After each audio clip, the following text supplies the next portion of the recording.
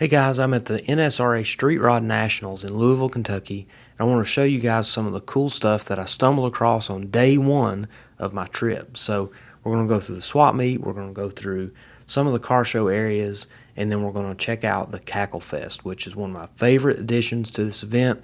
Let's go check it out. The very first thing that I walked up on is this pair of vintage magnesium American Racing spindle mount wheels. Now these are pretty high dollar pieces. They're in excellent condition and they've got vintage Goodyear tires on them. The guy wanted $1,500 for them, which is pretty fair for a nice pair of vintage wheels like this. The same guy had plenty of other vintage speed parts, including this vintage Eelco tank. He had a bunch of scoops and valve covers, but the thing that really got my attention was this pair of motor wheel fly center caps. These are really rare and he only wanted $40 for the pair. As I continued walking, I found this really cool vintage race car. Now this thing has been stashed away somewhere. I don't know any history on it, but it appears to be based off of a Ford Model T. It's got a flathead 4-cylinder in it, Model A wheels, some crusty old Firestone tires, and you know, this thing is just, it's home built, but it is super cool. It'd be a really cool piece.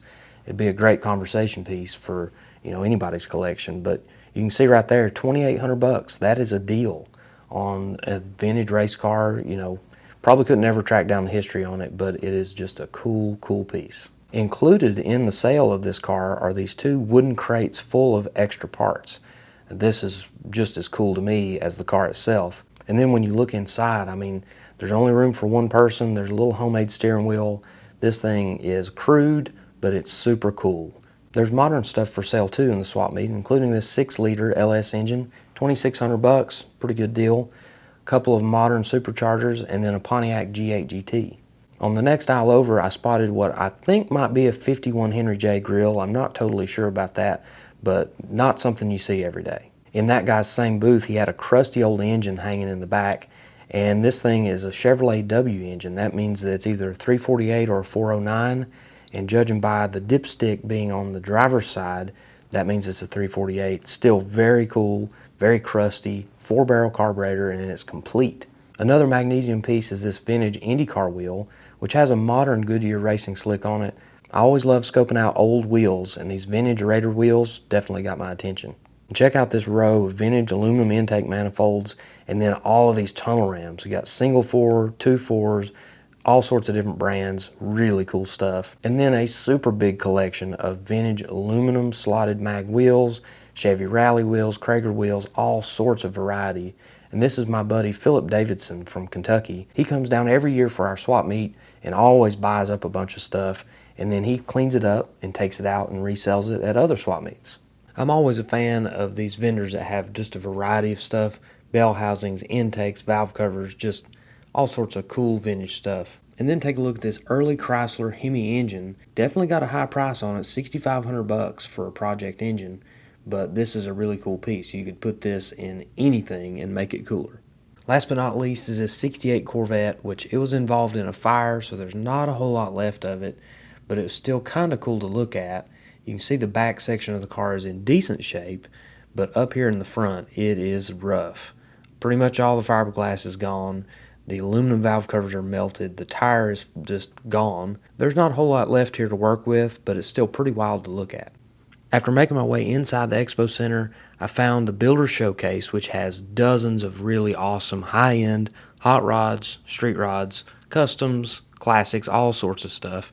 And I saw this car and I just immediately fell in love with it. It's a 72 Chevrolet Vega station wagon. This thing is beautifully restored. Amazing orange paint job, and it has every vintage speed part you can think of. It's got a big block Chevy stuff down in there. The sign here says it's 12-to-1 compression. It's got a roller camshaft, 2 Holley 450s on top of a wind intake. The tunnel ram, just awesome. So much cool stuff. It's got a Moroso cool can on it. It's got Mallory ignition. It's got every vintage speed part you can think of. 4-speed, narrowed 12-bolt out back. And then, you know, inside, it's got this diamond stitched interior that is just so clean. I mean, the dash is pretty much flawless.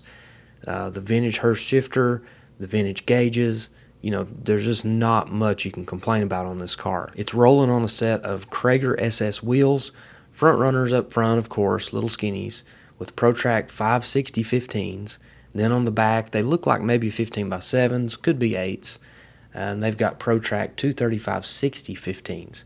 Now, these ProTrack tires are reproduction. They come from Coker Tire, and those are period correct for the 1970s. But a lot of the parts on this car are from the 1970s. These are restored components. You can see even down to the fuel filters. It's got dual Purolator inline filters on this thing. It has so many great 70s pieces, and it's from Tennessee. This is a really cool car that's somewhat close to me. It's definitely something I'd love to do a photo shoot on or something like that. Just a super, super clean build. And this pretty much exemplifies the day 2 build. And if you've never heard of that term, it means sort of like day 1 is when the car is stock, and then day 2 is when a hot rodder got a hold of it. And that's exactly what's going on here, because these are all authentic parts for the 70s. You can even look underneath. They've got mirrors and stuff under here. You can look underneath and see that it's got subframe connectors, it's got old school headers, it's got thrush mufflers underneath there. So many authentic pieces on this car. It's just one of my favorite things here, and I had to show it to you guys. The stance is perfect, the color is perfect, all the parts are perfect. I would just absolutely love to see this thing out romping around on the streets. And in the last couple of years, they've started doing this Cackle Fest, and it is a really neat addition to the show. A bunch of cool cars come out for it, and it really draws a crowd. So they do it a couple times a day, and it's just really neat. There's a variety of cars, a few old dragsters here. This is sort of a late 50s, early 60s style dragster, small block Chevy with a supercharger, 2-port Hilburn injection, magneto. Really nice little setup on this car. Some vintage pie crust slicks on it. Sitting next to it is a historic dragster.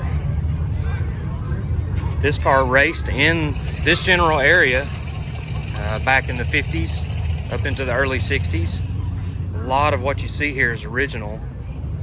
The old M&H 820 15 slicks, polished 5-spoke wheels, zoomy headers, Corvette valve covers, all vintage blower stuff, Hilburn 2-port injector. A lot of cool stuff there. This is owned by Dave Huber. This is not his only dragster. He has another dragster as well, and he's a local drag race and hot rod historian. If you look in here, there's not a whole lot of roll cage on a car like this. You know, later on they started adding the hoop and 3-point roll bar, later changed to 5-point roll bar. But you can see in there, that's a vintage Ford style rear end, like out of a pre-war Ford, but it's been upgraded heavily.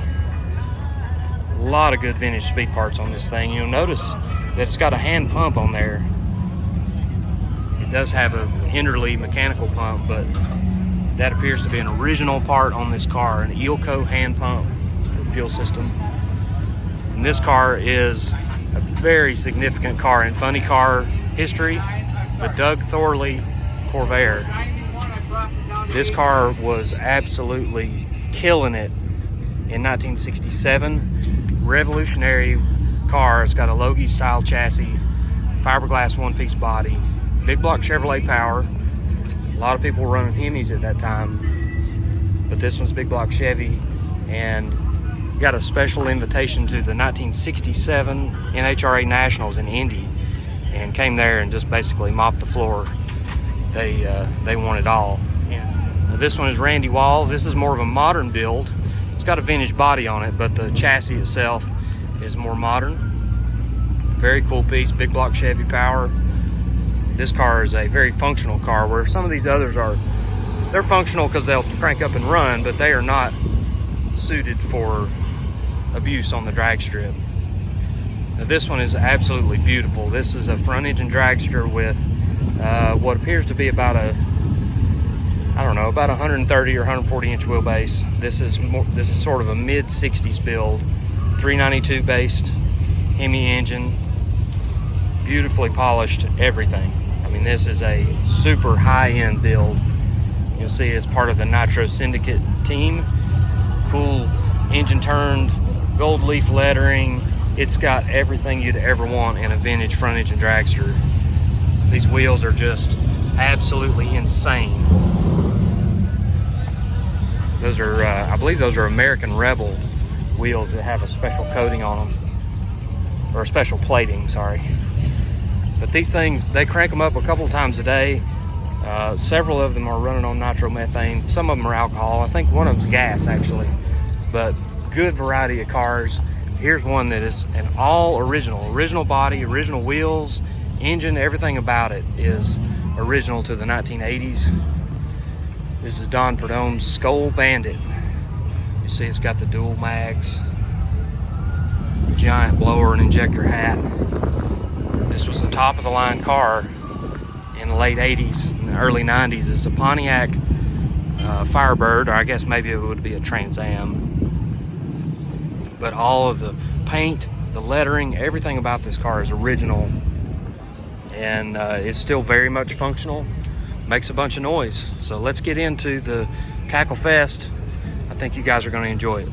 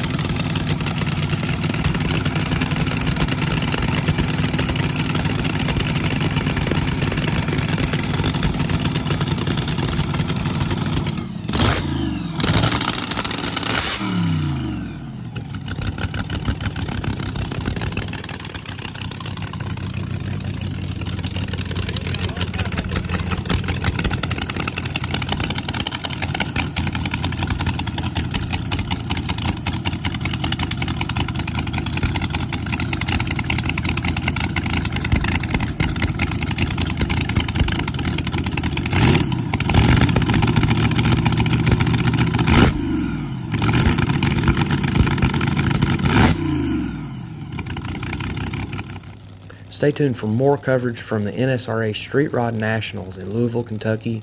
I'm going to be here all weekend long. I'm going to try to show you all the cool stuff, the historic hot rods, the old drag cars, the gassers, all the cool stuff I can find, including maybe some more finds in the swap meet, some nitromethane in the Cackle Fest, and even some of the nightlife after the event closes for the day.